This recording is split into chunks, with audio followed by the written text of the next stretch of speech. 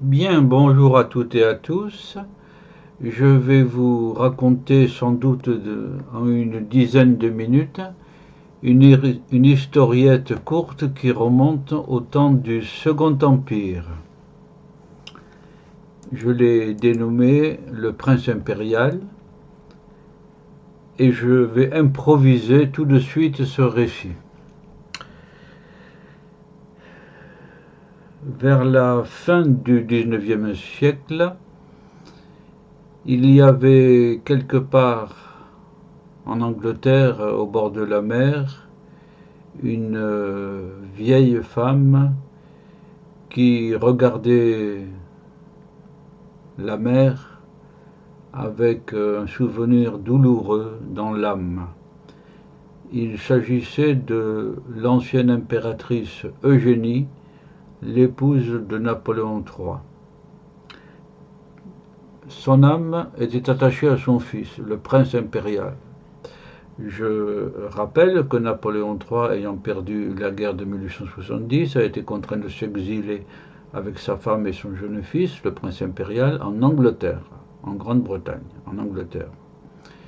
Là, le prince impérial s'est engagé dans l'armée britannique sous l'uniforme britannique, rouge. Et un jour, il a été envoyé avec sa division militaire en Afrique du Sud, lors de la guerre des Boers. Et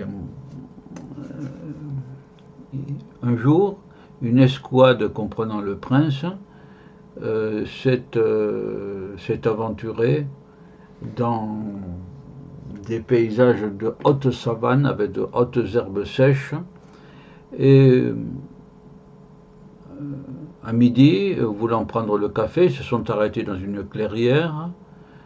Ils ont allumé le feu, ils ont pris le café, quand tout à coup, ils sont descendus de cheval, bien sûr, quand tout à coup, des hautes herbes, sont sortis des indigènes dont, excusez-moi, comme je n'ai pas préparé, le nom m'échappe, là, qui sont sortis avec des saguets dans des intentions de tuer ces envahisseurs.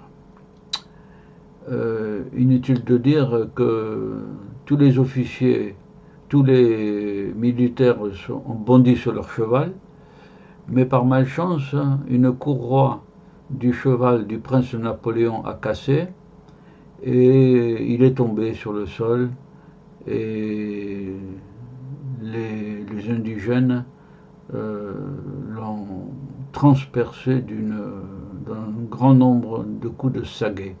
Il est mort sur les lieux. À ce moment-là, en Angleterre, l'impératrice Eugénie a eu un pincement au cœur très fort et elle s'en est souvenue toute sa vie. Évidemment, l'impératrice a demandé aux autorités britanniques l'autorisation de revoir le lieu où son fils avait été tué. Ce qui fait qu'on va la retrouver à peu près au même endroit. Les herbes avaient sans doute un peu poussé, ou ce n'étaient pas les mêmes militaires que lors de la mort du prince impérial. Toujours est-il qu'ils ont cherché toute la journée, ils n'ont pas trouvé. Et ils s'apprêtaient à partir le soir pour des raisons de sécurité aussi, quand tout à coup l'impératrice Eugénie s'est redressée brutalement et partie dans une direction tout droit à travers les hautes herbes. Et évidemment, les militaires britanniques l'ont suivie. Et elle a trouvé du premier coup un cairn, c'est-à-dire un amoncellement de pierres que l'an d'avant, les militaires avaient posé sur le corps du prince impérial. Voilà. Et donc, l'impératrice a dit que elle voulait passer la nuit auprès de la dépouille de son fils et les militaires britanniques qui étaient autour ont été témoins qu'elle semblait parler à quelqu'un. Elle semblait parler à quelqu'un, à son fils, et on avait allumé des bougies dont les flammes tremblaient à certains moments alors qu'il n'y avait aucun vent. Tout ça a été consigné par écrit par les membres de l'escouade militaire et c'est resté dans les annales. Maintenant, si vous allez sur les lieux, le site a été aménagé, nettoyé, propre, et on voit la tombe du prince impérial, du fils de Napoléon III et de l'impératrice Eugénie. Voilà. Alors, l'impératrice a ajouté que si elle s'était décidée tout à coup dans une direction, c'est parce qu'elle avait senti un parfum, alors je ne me souviens plus, un parfum de violette ou quelque chose comme ça, un parfum que le prince impérial aimait beaucoup.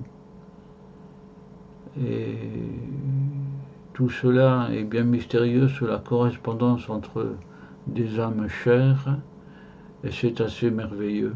Voilà. Cet amour de la mère pour son fils qui lui a permis de le retrouver. Voilà. Quant à l'impératrice, je sais qu'elle a vécu très longtemps. Elle est morte, je ne me souviens plus, les années 1920 peut-être, comme une vieille femme. Elle était revenue en Europe, peut-être en France même, et en voyant cette vieille femme dans les parcs, on ne se doutait pas que c'était l'impératrice. Voilà. Voici cette petite histoire étrange, remarquable, impériale. Voilà. Sur ce, je vous souhaite de l'avoir mémorisée, de pouvoir la raconter à d'autres personnes au bord d'un thé ou d'un livre. Voilà. Au revoir à tous et à toutes. Au revoir.